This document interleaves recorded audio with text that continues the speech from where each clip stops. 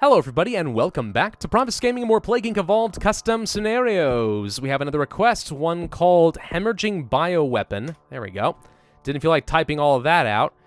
You know, you'd think this would just pop right up, because really, what are the odds of anything else? But no, now I've got to search. There it is.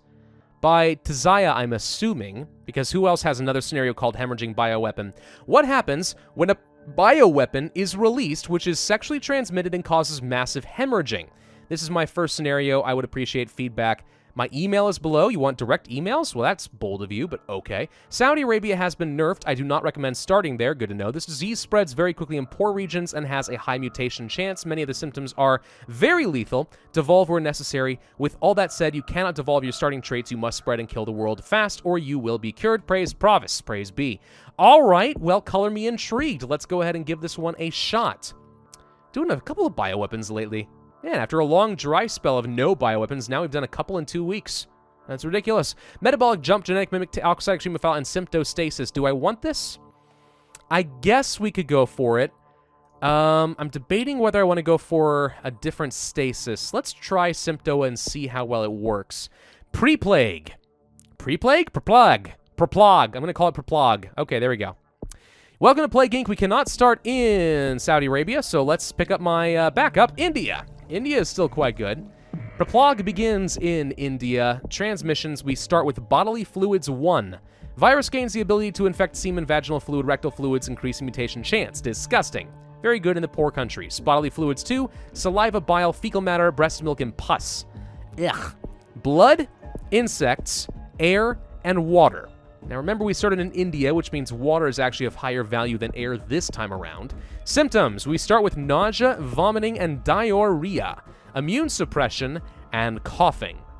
Okay, we also have hypersexuality, drastically increasing the risk of an STD. Sneezing, polycythemia, that's it. Increases level of erythrocytes, can, in severe cases, lead to hypoxia, blood clots, cardiac arrest, headaches, sweating, reddening of the face, and excessive bleeding. That sounds like the sort of thing we want to stay thematically appropriate. Dysentery, very lethal. And hematemesis. Patients begin vomiting excessive quantities of blood, can be fatal due to excessive blood loss. And finally, a rash, which might eventually lead to some form of necrosis. We don't know for sure. We have our standard cold, heat, and drug resistance, and Sleeper Cell 1. Terrorists spread the disease to a new random country. Interesting. You're telling me that Perplag is going to have fungal growth instead of the typical reset lethality? That's interesting. Let's go for this and see where it gets me. In the United States. Nope, sorry, Mexico. Okay, hey.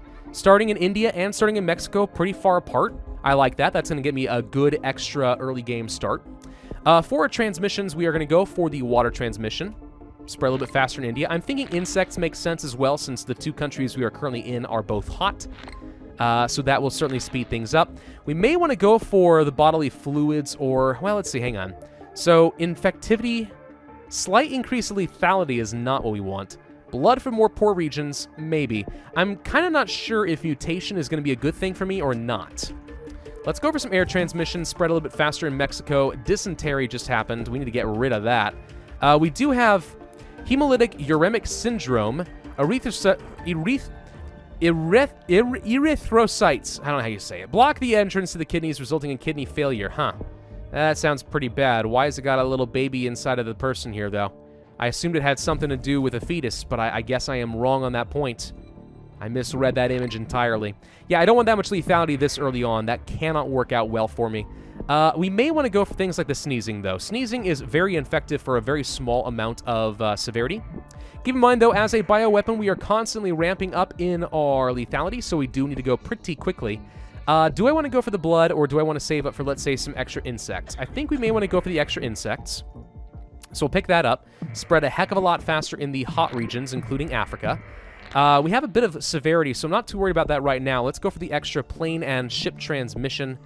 Actually, no, now that we're getting into Europe, I think we want to go for, let's say, some drug resistance and so on. We're also getting up toward Russia, so a bit of cold resistance would make some sense. Do I want to hold on to Sleeper Cell, or do I want to use some of them now?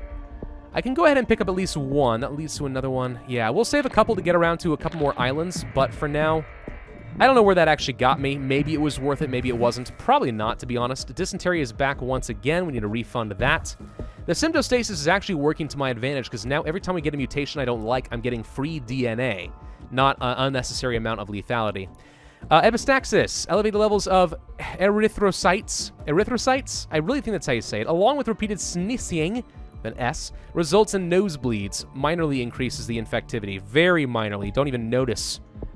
Okay, let's go for the rash and the sweating, I think, for the extra cold resistance, and skin lesions. That does indeed lead to a necrosis. That's going to work out very nicely for me, since I do have a pretty hefty amount of lethality at this stage of the game. We're going to go for the extra water transmission and the extreme bioaerosol, just simply get that out of the way. Did I already get 2 levels of the cold resistance? I did. I'm going to go ahead and be bold and go for another level of drug resistance. I think we might get a good amount of mutation chance as the scenario continues, and we're getting a lot of DNA right now, so I feel pretty good about that. We do have drug immunity as an option, but I think that might be overkill. Let's go for the cytokine elevation. That much extra severity doesn't do a lot for me, and I don't really... It does seem to reduce lethality, which is interesting. Do I want to reduce lethality? No, at this stage, honestly, I don't think that I do. I do want to go for the hypersexuality that leads to aggression. Wow, what a word right there. Increased levels of dihydrotestosterone and norepinephrine? I don't know, lead to aggressive behavior. Those are words I just don't know. I'm sorry, I never went into the medical profession. All right, engineers, you know, we have a very diverse education in analog things like electronics and mechanical systems and so on, and various different atomical properties of materials, sure. But when it comes to these medical terms, it's all Latin to me. We're going to go for the sleeper cell and try to get into Greenland, since I did miss out on that. Apparently, I've been bamboozled. We were already in Greenland? Oh, we're already in Greenland. Well, in that case, let's just ramp up all the lethality. Let's go for the hematemesis and the dysentery and the hemolytic uremic syndrome. Also the epistaxis. I don't think I wanted that. All right, let's go for polycythemia.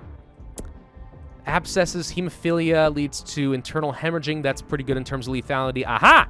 Extreme external hemorrhaging. You don't even have to get the regular internal hemorrhaging. You can just go straight to the external stuff. The walls of blood vessels break down, leading to massive hemorrhaging. Additionally, blood cells begin to diffuse through the dermis and epidermis. Sure, lots of lethality plus necrosis cannot possibly bite me, can it? Or can it? We're definitely not spreading very fast in Greenland. I'm surprised how slow that is. Let's go for the internal hemorrhaging.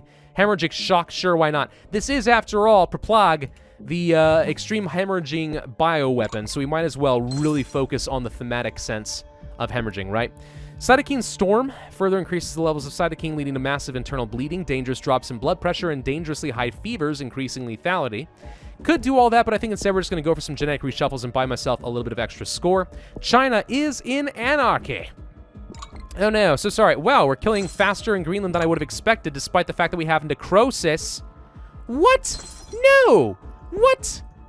Necrosis has failed me. All right, we have to refund a couple of things. Well, this is just disappointing. Come on. I wasn't expecting that. Let's go for the hematemesis, get that down out of the way. Come on, Greenland. Don't you do me dirty like this. You have necrosis. You're supposed to hit critical mass. I really didn't even know you could kill too fast. There it is with the necrosis. I didn't even know that was a thing. I've learned something today. All right, let's just buy myself a little bit of extra score, and there we go. No healthy people left in the world, finally. See, this is why you gotta pay attention. Even when you think you got it all done, the game's not over until it's over. That could have been an easy loss for me. 267 days, 15% cure progress, 95,957 points, 3 stars. It is a pretty fast scenario, as a bioweapon ought to be. Good amount of customization, honestly, across everything. I'm not really sure why it has to be an STD plague, but I'm okay with it either way. Yeah, I like the extra symptoms and stuff. I'm not sure if the fungal burst, basically, is too easy or not. Like, if you want to take away the ability to reset the lethality ramp up to make it a faster scenario, hey, I'm okay with that, if that's the intention. I'm wondering if that makes things too easy. Then again, considering how frustrating it can get to get into Greenland when you're starting off with a lot of lethality, that's a pretty good backup option. I don't know, something to consider there. But otherwise, I think it's a pretty good scenario. It takes a pretty basic concept and speeds things up and adds a lot of extra interesting new content to really carried the extra mile. I like it. I think it's pretty good. Thank you all very much for watching. I do hope you enjoyed. If so, then I ask you to hit that like button, leave a comment, and subscribe. And I, as always, will see you guys next time.